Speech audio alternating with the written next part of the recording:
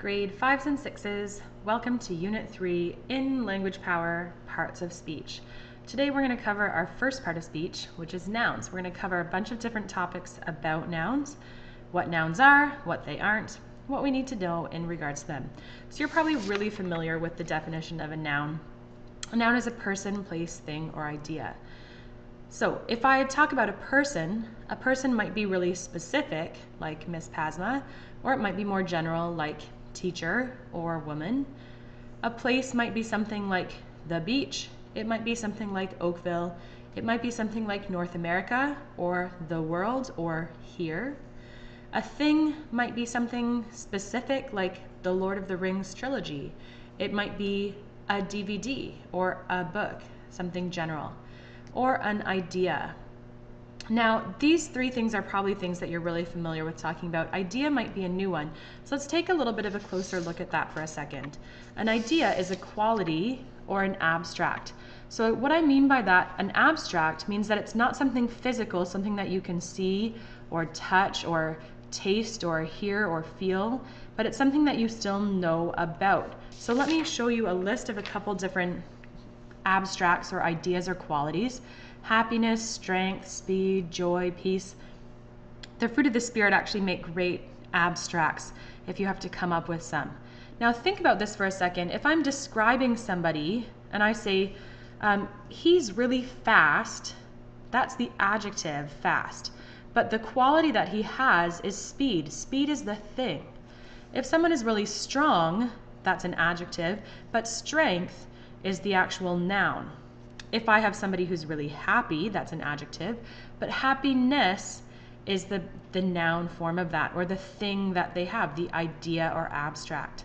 Remember our suffixes for changing words into nouns if you have them as adjective forms.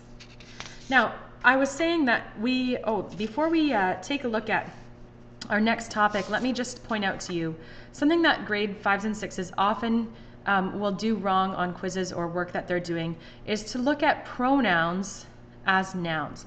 And the reason is that pronouns are words that replace nouns. They are really closely related, but pronouns themselves are not nouns. So here's a list of pronouns. We'll be looking at these pronouns later on in our unit.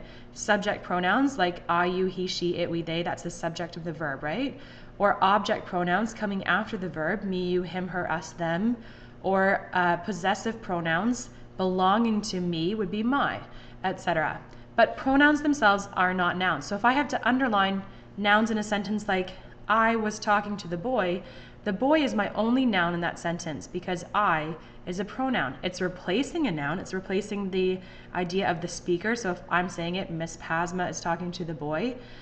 But the pronoun itself is not a noun. So do not underline them as nouns.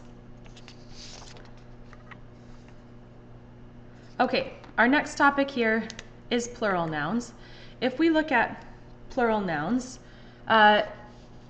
these are really basic rules here. We know how to make words plural, but we need to talk about, just review a few spelling rules that I'm sure you know about, but that are important for us. So first of all, if I have words, the basic way of making them plural is to add an S, right? So if I have girl, girls is plural. Top, tops is plural. If I have words that end with CH or SH or X or S, the way that I add an S to them is, of course, to add an ES. So church becomes churches, brush becomes brushes. If I've got words that end with Y, I change the Y to an I and add ES. So I get cities. Now the rule here for Y is actually that it has a consonant and then a Y. And the reason is, if you look at my next sheet here, if I've got a word like boy, I have a vowel and then a Y. And I don't change the Y to I and add ES here, I just add an S, so boys. The same with keys, or monkeys, or donkeys, or lots of other words that would end with vowel and then Y, my Y stays the same. Words that end with an F, a lot of those words, the F changes to a V. So knife becomes knives. There are some words where the F stays as an F, and chiefs is a good example of that. One interesting word actually is dwarf, which can become dwarfs or dwarves. And here's a little interesting tidbit for you. It's Lord of the Rings and J.R.R. Tolkien who really popularized the spelling of dwarves with a V. So in the Lord of the Rings, it's dwarves, but in Disney, Snow White and the Seven Dwarfs with an F. There are some words that totally change and have an irregular form. So child is children, goose is geese. There are lots of other examples that we could come up with. And there are some words that don't even change. So sheep stays sheep, deer stays deer. So my family had sheep. We had more than one sheep. I saw one deer grazing in the field and then a bunch more deer joined him. So I can have multiple sheep or deer, and those words don't even change. The reason that it's important for us to look at how to make words plural is because we need to differentiate when we make words possessive. So possessive means that something belongs to them. So our kind of long way of phrasing things, for example, if I have the hat of the boy or the hat belonging to the boy, I would say it's the boy's hat. Now, what do I do with my S's there? That is an apostrophe S, of course, right? This is review, the boy's hat. Or the bottle of the baby. Now, it's important to remember here that our spelling rules don't apply if we're adding apostrophe S's. So even though my word here ends with a Y, I have the baby, apostrophe S, bottle, and I do not change that to IES. What about if I have a word that already ends with an S here because it's plural? The names of the sisters. Oh, it's more than one sister. Well, if I have a word that's already plural and ends with an S, sisters, and then I add my apostrophe after it. So the sisters' names. So S apostrophe only if this word is plural. If I have a word that ends with S that is not plural, I do still add an apostrophe S after it. Here's an example, the books of the class. In this case, class is a singular word that just happens to end with an S. So I say the class's books. And I do add an apostrophe S here. People's names are another situation where I would do that. So if I have something that belongs to Jess, it would be Jess's. Now I know you're thinking to yourself, well, there's a really easy example where this is not the case. And that would be a word like Jesus, right? Where we have Jesus apostrophe. The reason is that the word Jesus has, or the name Jesus has two S sounds in it. And so if we add an apostrophe S, that would be a lot of S sounds in there. Jesus is. So we just say Jesus. And we add an apostrophe, but not an extra S after that. Okay, grade 5s, you're all set, and you can either turn off the video and go to your work, or you can continue to listen. You don't have to do a positive work, but appositives are something that you're gonna have to do next year, so you're welcome to stick around and listen with us. An appositive is a noun or a phrase that gives more information about a noun. The appositive is going to directly follow the noun that it comes after. So if I have the sentence, John Knox, a Christian school, is in Oakville, I've italicized our appositive here to make it stand out more to you. John Knox, a Christian school, is in Oakville. A Christian school is telling me about what? It's telling me about the noun John Knox. So it needs to give me information about a noun. Now it can give me information about a pronoun too. We said pronouns replace nouns, so that's close enough. Notice the punctuation here. What's happening around the appositive? John Knox, comma, a Christian school, comma, is in Oakville. So one of the ways that I can find and identify appositives is that they come in between two commas. Another thing that's really helpful in identifying appositives is that they can be removed from the sentence and the sentence will still make sense and be grammatically correct. Here's my original sentence. And here's my sentence without the appositive. John Knox is in Oakville. Does the sentence make sense? Yes. Is it grammatically correct? Yes. I did, of course, remove my commas, but they're not needed if I don't have the appositive.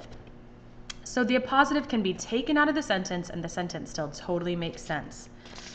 Let's look at two more examples where the appositive is a little bit different. Here's one. David attends John Knox, a Christian school. What's my appositive in the sentence? A Christian school is giving me information about John Knox. The sentence is still pretty similar to the one before, right? Look at this. I've got a comma in front of it. That's an indicator. Now I don't have a comma after it because my appositive is coming right at the end of the sentence, so I have a period instead. If I got rid of this and I said, David attends John Knox, does that sentence make sense? Yes. Is it grammatically correct? Yes. So I can still take my appositive right out. Here's one more that I threw in because I thought you would enjoy it. Grade 6 is studying appositives, an easy topic to master. What's the appositive in the sentence? An easy topic to master. It's coming after a comma following the noun that it's telling me more about. If I take it out of my sentence and I say grade 6 is studying appositives, my sentence still totally makes sense. My sentence is grammatically correct. So my appositive can come near the beginning of my sentence or it can come at the end of my sentence. My appositive never is the very first thing in my sentence because an appositive always needs to follow the noun that it's describing. Okay, so an appositive will never start a sentence. So as one more thing for us to look at, if I have to, one of the things you can do in your grammar book is take a phrase that they give you and make it into an appositive. If I have to make this phrase, the cleanest room in the house, into an appositive, can I start my sentence with it and say the cleanest room in the house is the living room? That's not going to be an appositive. It doesn't come in between two commas. It doesn't give me more information about a noun that it follows. It's not something I can remove from the sentence and still have the sentence make sense. So what I need to figure out, first of all, is what am I going to say is the cleanest room in the house? Well, my example was living room.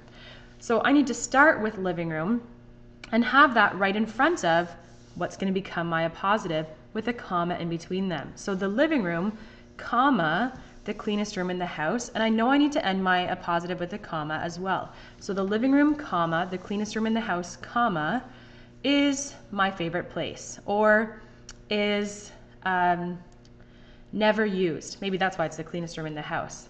What if I want to end my sentence with my appositive instead? What is a sentence that I can have totally making sense without my appositive in it, but ending my sentence with it? We entertained our guests in the living room, comma, the cleanest room in the house. My sentence, we entertained our guests in the living room, makes total sense without the appositive, so I know that this must be an appositive that I can remove from the sentence and still make sense.